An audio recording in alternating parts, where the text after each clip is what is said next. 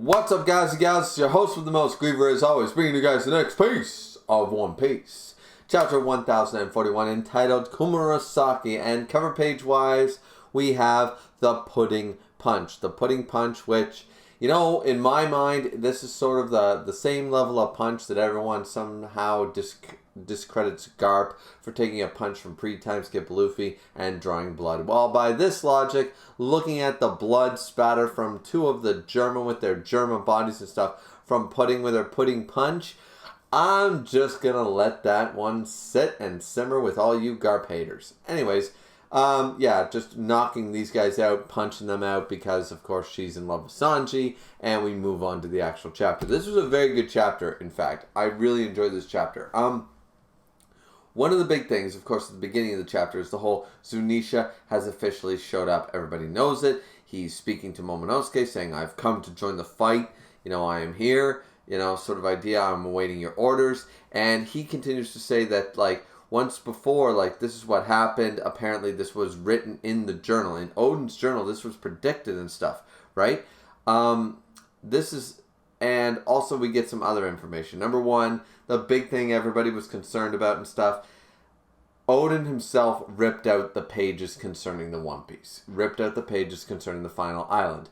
He wrote them down at the time, but whatever happened after realizing that maybe this journal could fall into the wrong hands, he decided to rip those pages out.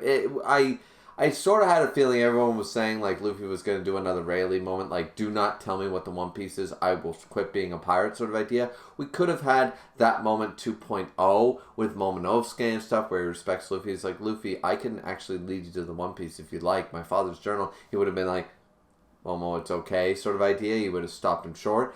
You could see that moment, but I never liked that moment. I like the idea that there was either missing pages or the book gets burnt or something like that, like it gets destroyed in some way. But yeah, the reveal of the One Piece is not in the book. And here's the other thing that Momonosuke even says, like, my father was not a prophet. He was not like a messiah. He wasn't any of those things. Like, he wasn't a fortune teller or anything like that. So how, like, I read the pages that I did see, but how he foresaw all these things, something's not adding up, and it concerns me. Like, right now, in this situation, yeah, he might have seen this, he might have seen that, he might know these things, but I don't know how he knew them because he was not mystical, he wasn't a future sighter, he wasn't a fortune teller, so he wasn't a prophet. So the fact that these things are happening the way he wrote is great, but in the same sense, like right now, at this moment, would he open the borders of Wano? Is that what my father would desire? Because at the end of the day, right now, am I a coward for trying to go against my father's wishes, my father's journal? Because even Yamato confirms, like, yeah, you're doing everything you're supposed to do. And he's like, but I'm not so sure about it. I don't think I should open Wano's borders. Am I making the right decision? Is that the right decision? And he's questioning it. Once again, he's still a kid. Remember that. He's still a kid. But he brings up an excellent point. He knows that his father was a warrior, not a fortune teller. He's not like Arlong's sister or whatever, you know, looking into the crystal ball sort of idea. And because he ripped out the pages that would maybe explain as to how he has this knowledge, maybe a poneglyph, maybe whatever the One Piece is, something like that. Something told Roger, he and Rayleigh and Odin and stuff, they said, we got there too soon. They weren't ready for us. They laughed. We don't know any of the reasons behind this, but we can assume that that's where they got the knowledge. And the thing is that Momonosuke, without having confirmation of that knowledge, it's sort of someone who, like, goes to church, you know, and they're sort of, they believe in God and they believe in Jesus and stuff, and then a bunch of shit happens to their families, a bunch of shit happens in their life, and they're sort of like, I'm sort of losing my faith right now, and they're basically going to the confessional, they're going to the father of the church, you know, the priest, whatever, and they're basically being like, I'm losing my faith in God. I'm losing my faith right now, you know, like, because nothing's adding up. I'm doing all the right things and everything's going to shit, you know. What is the purpose of this, you know, sort of idea. Someone who has doubts. And Momonosuke right now is seriously doubting. That makes him a better character, in my opinion. This is a good thing, that he's not blindly just following a journal just because it's apparently his father's. He knows his father was a warrior, not a writer, sort of idea. So, yeah. Very good opening bit of the chapter, and we don't get any more on what Zunisha is going to do. Now, Raizo ends up meeting up with Jinbei in the chapter as well, and Jinbei, of course, is going to help Raizo, maybe some water shuriken, shit, fishman karate shit to hopefully make sure that Raizo, because Raizo officially won against Fukuroku Jukajukajukajukajukaju, and so he won against that. Now, then we jump over to Orochi, who is now at this point extremely mad about the idea of Fukuroku Jukajukajukajukaju not showing up in time and blah blah blah, and this is where Komurasaki continues to play her shamisen. She continues to brum brum brum brum brum, and that kind of shit, and Orochi's getting mad about this, and then in the end, this is fantastic. Raise a glass to Komurasaki. Raise a glass to Hiyori because... Ooh.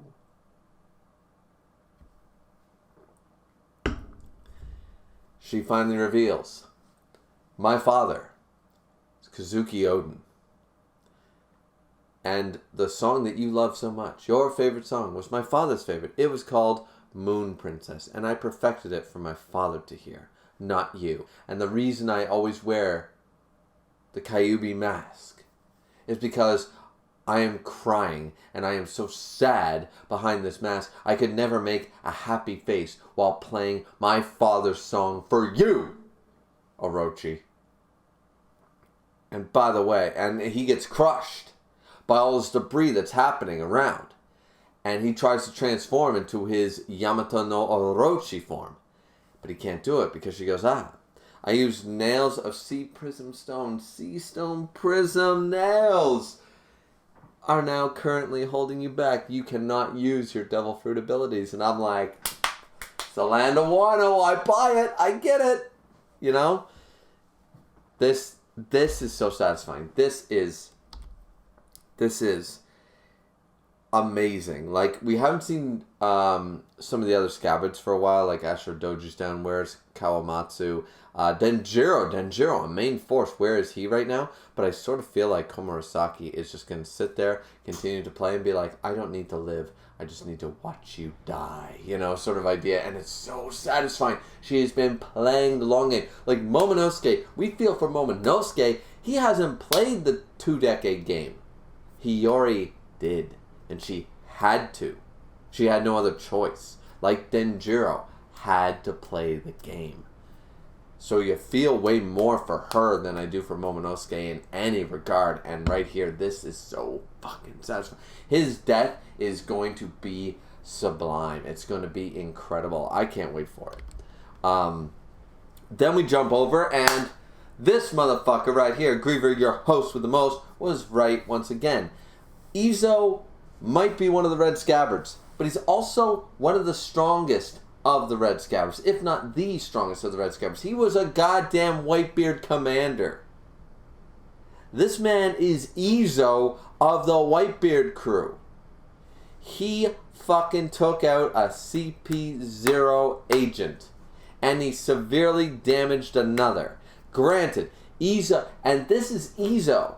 This is Izo in way worse shape. He's at like 40%. The CP0 agents are at like 80 after beating Drake and Apu, right? Like, the numbers don't add up. But he fights them 2v1 and actually takes one of them out by sacrificing himself. He does heavy damage to Mr. Head of the CP0 with the fucking hat and the mask. And he takes out the tribal mask dude, right? He takes out Mr. Tribal Mask. So he ends up doing that, thinking only of his sister saying survive, Kiku sort of idea, right? And that's awesome, right? That's amazing. And I saw a lot of people saying Izo doesn't stand a chance. They're just gonna dog walk him and stuff. And I was sitting there. You guys can check it on Discord and on my reviews and stuff. I was saying that Izo was going to fucking tank them. He was going to actually, like, at full strength, I could see him maybe like high diffing them. So at this point, I'm like, he's doing heavy damage. I didn't even think he'd do this far. I thought they'd both be as heavy damage as the dude, the main member of CP0 there. I thought he'd severely damaged them to the point that they wouldn't be able to capture Nico Robin anymore. But I never expected him to actually damage one and literally take out, potentially kill the other one. Like, that's... Wow. Wow. That's insane. You know, Izo went above even my expectations, and a lot of people were low-balling Izo. I didn't. Raise a glass to Izo. So Izo's down, and he's in a bad way, and so is Maha. Apparently, the is the name of the guy with the tribal mask sort of idea, with the Indian base masks or whatever. So he's there. He's laying on the ground. So now only one CP0 agent remains. Except no, there's another one. There's another one that still remains. It's the one that decides to bring up on the Dendemushi, and is basically like, all right, so some member of the Whitebeard's crew was willing to help out these young upstarts. What is going on right now? So remember, like, these guys hold Izo different from the Red Scabbards because, once again, they're like, this dude is Whitebeard. First and foremost, like, you'd love to think the Red Scabbards are so great, but no. Being a Whitebeard commander it's sort of like Jinbei. It's like Warlord of the Seas. Like, no. Helmsman of the Straw Hat Crew. That's my goddamn title. That's the one that means more. Izo is a Whitebeard commander. That title means more, and showcased right here, he shows off. As I said, he gets a Dendemushi and stuff from the other guy, saying basically that the Gorosei have listed another, and we see that the Buddy's standing there, like the other member of CP0 is there, and he's basically like, yeah, so I just got off the phone with the Gorosei, and they're basically saying, get rid of Straw Hat Luffy, and the dude's just like, what the fuck are you talking about? He's like, Straw Hat Luffy. We're already at a disadvantage right now. These kids seem to have fucking allies of the strongest crews. We got Marco and Izo here right now. We're dealing with fucking Whitebeard's former crew, and you want me to go up there and take out the dude who's fighting Kaido of the motherfucking beasts? Are you fucked in the head? Do you understand how that's not possible? Even if the three of us were at full strength, we could not interfere with that fight. If anybody, the fan base can't believe that CP0, even at full strength, could interfere with Kaido versus Luffy. They would get dog-washed. Kaido would be like, ugh. Alright, Straw Hat. I've been enjoying our battle. But these motherfuckers are going to interrupt it like Flampe style. What do you say, just for a minute, you and I crack down? You could see Kaido, like, maybe not those words, I'm coming up with dialogue on the fly, but you could see Luffy and Kaido both being like, get the fuck away from our fight. We want to test each other's strength. We don't give a fuck about you and your asterisks on who won a fight. And Luffy would be like, I'm sick of this Flampe bullshit. I beat Katakuri straight up. I know I did. I gotta one up. I gotta earn that title of Fifth Emperor. I need to beat Kaido. So, and Kaido's like, I just want my match. I just want my fucking match. So, these motherfuckers show up. It's not happening. And this guy's weak. And what's this motherfucker doing? The dude sitting there is like, yeah, so the whole room is burning down. And, you know that, like, fucking board, that Japanese chessboard thing we had going. Yeah, that thing's fucking in flames and destroyed. And by the way, capture Nico Robin. Yeah, try to do Damsel in Distress 2.0. Let's see what happens. And don't worry. Just because Jinbei joined the crew, I mean, he's only a former warlord, one of the strongest characters in the verse. Don't worry about it. And by the way, while we're talking about this, go interrupt a Yonko fight.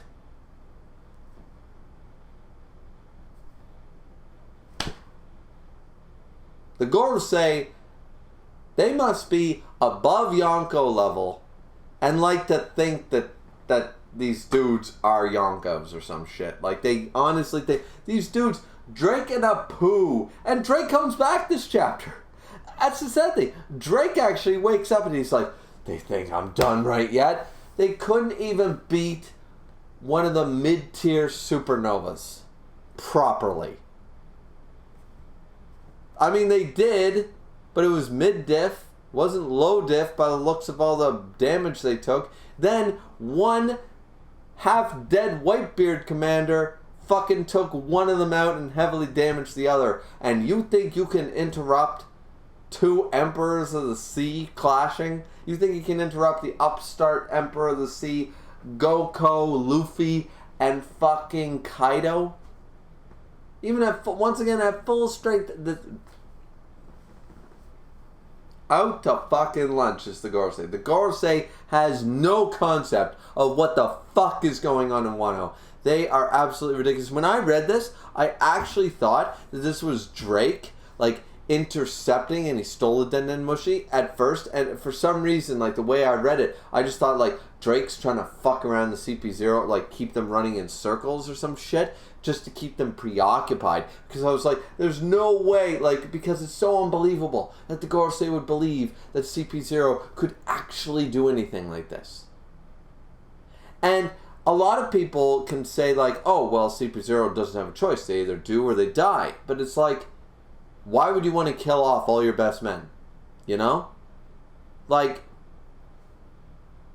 Gorosei, I would like to believe, are not stupid. They're not about to send out their strongest combatants on a suicide mission and leave themselves with CP9 as their backups, you know? If they send out their best CP0 agents and they all get killed on a suicide mission, then they've only weakened themselves, they've gained nothing, and they've lost a lot. So what the fuck is the Gorosei thinking is... You know what I mean? And what the fuck is Buddy doing here in the burning building? When does he go out and help? You know, I'm not saying I don't love my boy Izo, but maybe he could have fucking helped. That's all I'm saying. So, anyway, so Drake wakes up and blah, blah, blah, and they're basically saying they full well know it's impossible. It's a world-class battle. But at the end of the day, we're supposed to prevent the worst-case scenario, which is Kaido apparently losing. So... You know, at the end of the day, we need to do it. And it's like, no, fuck that. Fuck that. Like, this dude has had enough of this shit. We see that Kiku and Kinemon are being helped out by Usopp and a couple of the headliners and stuff. We find Carrot and Nekomamushi. We're checking in with a lot of the characters. Frankie has saved Zoro. Apparently Zoro is assumed dead right now. Of course, we know Zoro's not dead. But Frankie has, with his... hook shot from Zelda, has managed to save Zoro from impending doom. So we checked in with that. We checked in with Nami and Zeus. Zeus is upset that Big Mom was defeated. But of course, you know, that was like lingering feelings towards, of course, his mother. And like, it's part of her soul. Like, it makes sense, you know. And Nami like smacks that down pretty quick, but nonetheless. And this is also where everyone's cheering that Kid and Law have managed to like defeat Big Mom, but they're sort of like they're laying there like wheezing, sort of like, if Kaido comes down to that roof, we're fucked. If Luffy doesn't win, basically if Straw Hat can't do it, we're fucked, because there's no way we can do this. Like, Kid and Law both admit at this point they need to bet on Luffy, because if Kaido comes down there, they're fucked. They lose, they're screwed. There's no way they can win. And then we have back to Kaido versus Luffy at the very end of the chapter, and it ends off brilliantly. Kaido recognizes that Big Mom has lost. Charlotte Linlin has officially lost her fight, and we get a great flashback of Kaido's backstory when he first joined the Rock's crew, and we see Big Mom as the beauty she was back in her late 20s, or mid-20s. We see her as the beauty she once was, with a beautiful, like, goddamn, she's a champ. I sort of wish, like, once again, I really want to see Big Mom, like, sort of almost, like, regress back into this form in some way. I don't know, maybe it's just me, but, like, I feel like I'd love to see Big Mom fight back then, like how she was. Sort of like the reverse out, like basically Alvida. Alvida looked like goddamn Big Mom at the beginning of the series, then she got the fruit, and now she's a beauty. It would be really nice to see this again because we actually see Big Mom once again confirmed. A lot of people don't put stock in the SBSs and Oda's drawings for some reason. I don't know why, but this is confirmed in the manga itself. Big Mom was a gorgeous drop-dead beauty back in her 20s. So here we go. It's a great scene because it implies a lot of stuff. Basically, she played the role of an older sister, not so much Big Mom in the sense of Kaido, but she looked after Kaido. They were sort of a team, and Kaido's upset about it. Like, they want to go finally get the One Piece. It's been decades. It's sort of like, you know, we really need to go get the One Piece. Like, we were supposed to do this together. How could you lose? You know, at this point, I wouldn't be surprised if Kaido went, how did my big sister lose? You know what I mean? And sort of idea. And that's when we get a brand new attack, brand new form. Luffy is going all out, and I love this. I love this final page, and I'm going to try to make it the thumbnail, but Viz sucks with their cutting the line down the thing, so I have to wait and see how good an editing job I can do. But he pulls out Gear 4th, Snake Man, Gumma Gumma no Hydra. So it's basically I'm going to assume Conqueror's Hockey, Armament Hockey, Observation, Hockey Galore infused version of like the Snake Man, and we see it's like the Culverin. It's like boom, boom, boom, boom, boom. It's got the diagonal shit, and he's just wailing on Kaido. He's going boom, boom, boom, boom, boom, boom, bah, boom, boom, boom, boom, bah. It's basically JoJo. It's order, order, order, order, order, order. And he even says, your ambitions don't matter. And this is weird coming from Luffy, but his reasoning is solid. He goes, the reasons, your dream, your ambitions matter nothing because you stomped on the people of this country. You wasted their lives. You hurt them to try to achieve your dream. That's not the way to do it. Basically, what Luffy is saying, like, I would respect you going for the One Piece and trying to be the best that no one ever was, Pokemon Master Extraordinaire, if you did it the right way. But in my mind, you're doing it the wrong way. And so I don't give a fuck how noble or how great or grand your dream is. I'm going to beat you down. This is my final usage of Gear 4th. I'm not stopping until I'm dead. I'm not stopping until I've completely run out of strength. I'm going to drive you out of Wano. Finally, the first time. It's the last thing I do. Snake Man form. We haven't seen Snake Man since the Katakuri fight. He is using a new move, the Hydra form. I assume it's Hydra because it's formed with, it's a Gatling version of the Culverin, but it's also Conqueror's Hockey infused, so he just named it something else. And he's just beating the ever-loving shit out of Kaido, and he's going, I'm not going to stop. My punches are going to keep going until you're goddamn out of this country. So, potentially, in the next few chapters, we could see, because I assume, no break next week, I assume we might see in March, because of course there's going to be a break in March, but we might see Kaido's official defeat in only a few short chapters. I don't see it happening necessarily next chapter, but it could. That's how hype this is. 1042 could be the end of Kaido. It could be.